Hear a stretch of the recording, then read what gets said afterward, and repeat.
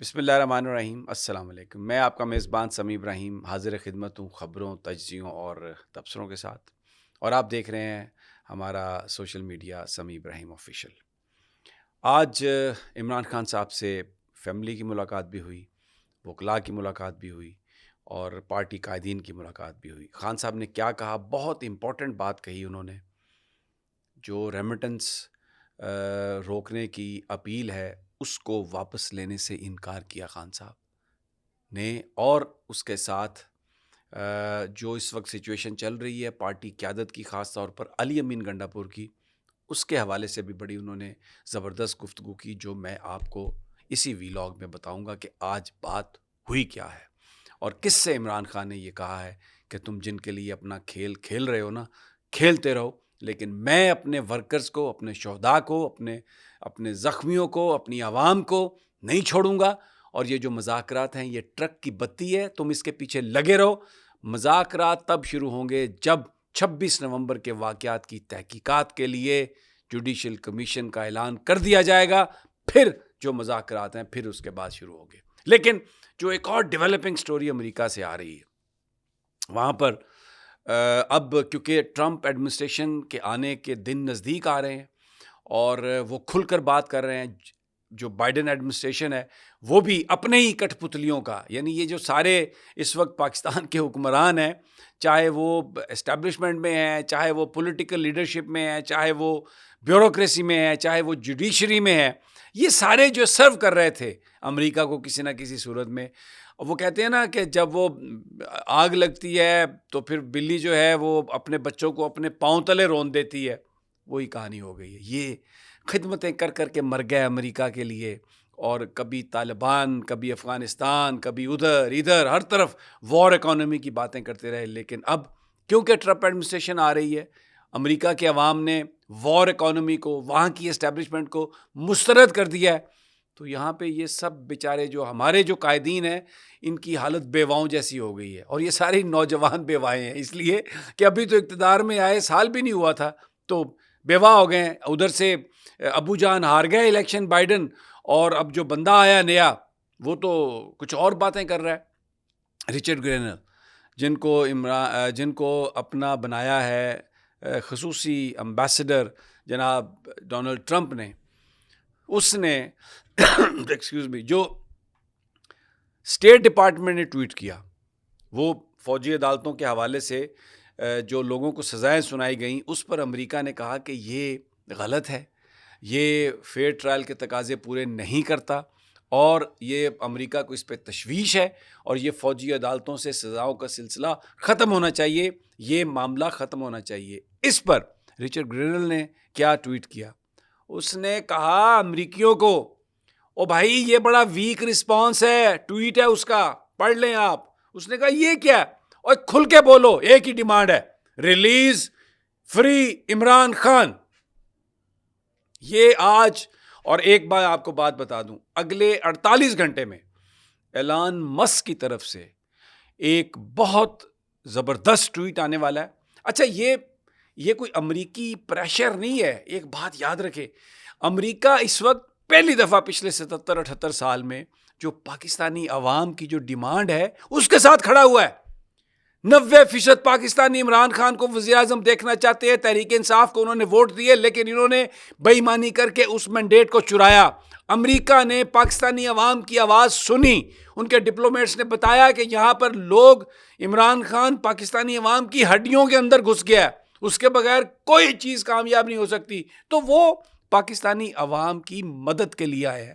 لیکن یہاں پر یہ بیچارے عقل کے اندھے جو یہ نوجوان بیوائیں ہیں، سیاسی بیوائیں، یہ کیا کہہ رہی ہیں کہ جناب یہ امریکہ جو ہے، یہ دیکھیں خان صاحب کہتے تھے ایبسولیوٹلی ناٹ، اور اب وہی امریکہ ان کی رہائی کے لیے آیا۔ ایسا ہرگز نہیں ہے، امریکہ پاکستانی عوام کی آواز کے ساتھ اپنی آواز ملا رہا ہے، کیونکہ ان کو نظر آ گیا کہ پاکستان کے اندر پولیٹیکل سٹیبلٹی، اگر آپ عمران خان کو ریلیز نہیں کرتے، اگر فری اینڈ فیئر الیکشنز نہیں ہوتے، اور اگر عوامی مینڈیٹ ریالٹی میں ٹرانسلیٹ نہیں ہوتا، تو سٹیبلٹی نہیں آ سکتی۔ اور پاکستان خطے میں ایک انتہائی اہم ملک ہے، ایک واحد اسلامک پاور ہے، جس کے پاس نیوکس ہیں، پاکستان کی ایک اپنی اہمیت ہے، تو یہ وہاں سے آوازیں آ رہی ہیں۔ ہیومن رائٹس کے حوالے سے امریکہ نے کنسرن بالکل اوپن کر دی ہیں، اور رچرڈ گرینر نے یہ بات ان کی کہ جناب آپ بس فری عمران خان کی بات کریں اور یہ ویک رسپانس نہیں چاہیے۔ اس سے آپ اندازہ لگا لیں کہ اب یہ جو اتنی اجلت کیوں ہے اسلام آباد میں، ادھر کیوں پینٹیں گیلی ہوئی ہیں اور کیوں فٹافٹ مذاکرات کریں۔ یہ تو بیسیکلی لیڈرشپ جو پی ٹی آئی کی ہے بہت ساری، جس میں علی امین گنڈا پور بھی شامل ہیں، وہ کمپرومائزڈ ہے، اور وہ آ کے کیا کہتے ہیں خان کو کہ جناب اب مجھے بتائیے 2 جنوری تک آپ آگے لے گئے اور آپ نے کوئی ڈیمانڈ ہی نہیں کی کمیشن کی، اور فوجی عدالتوں کی سزا کی کوئی بات ہی نہیں ہوئی۔ آج عمران خان نے یہ کہا ہے کہ میں کوئی واپس نہیں لوں گا۔ یہ جو میں نے ریمیٹنسز کے حوالے سے جو اوورسیز پاکستانیوں سے اپیل کی ہے، اور یہ جو مذاکرات کی بات ہے حکومت کی طرف سے، یہ ایک ٹرک کی بتی ہے جس کے پیچھے انہوں نے لگا دی، آپ لگے رہیں، لیکن میں سمجھتا ہوں کہ مذاکرات اس وقت تک شروع نہیں ہوں گے، نہ ہو سکتے ہیں جب تک 26 نومبر کے واقعات کے لیے جوڈیشل کمیشن کا اعلان نہیں کر دیا جاتا۔ اور میں اپنے شہداء کو، اپنے ورکرز کو، اپنی عوام کو، اپنی پارٹی کو بالکل نہیں چھوڑوں گا ان کو، میں ان کے ساتھ ہوں۔ اور کیا یہ شرم نہیں آئی علی امین گنڈا پور کو؟ میں آج بھی کہا انہوں نے کہ تصویریں کھنچوا رہا ہے قاتل کے ساتھ۔ وہ کون ہے؟ محسن نقوی قاتل ہے، وزیر داخلہ جس نے اسلام آباد میں میسیکر کروایا، اس کے ساتھ تصویریں کھنچوا رہے ہیں۔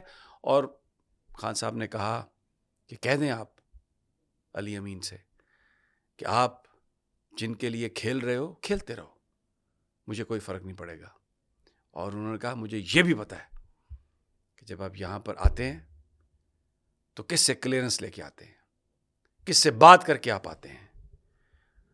آپ کھیلتے رہو، لیکن میں اپنی عوام کو نہیں چھوڑوں گا، اپنے ورکرز کو نہیں چھوڑوں گا، اور میں کوئی کمپرومائز نہیں کروں گا۔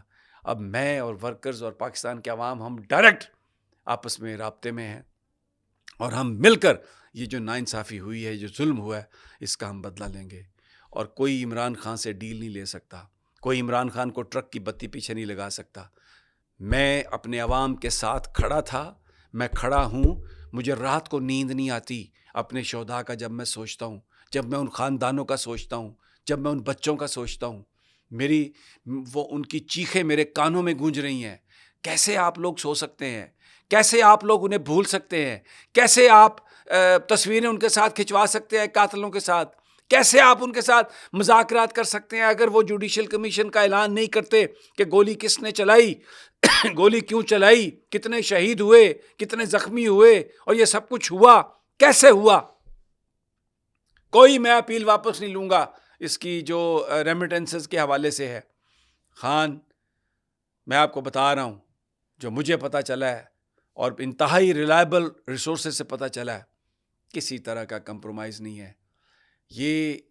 اور ادھر جو اسلام آباد یہ جو حکومت ہے یا جو ہماری اسٹیبلشمنٹ ہے، اب امریکہ کی طرف سے جو آنسلاٹ ہے یہ مقابلہ نہیں کر سکتے، میں آپ کو بتا رہا ہوں اس لیے کہ یہ امریکی ڈیمانڈز نہیں ہیں، یہ پاکستانی لوگوں کی ڈیمانڈ ہے۔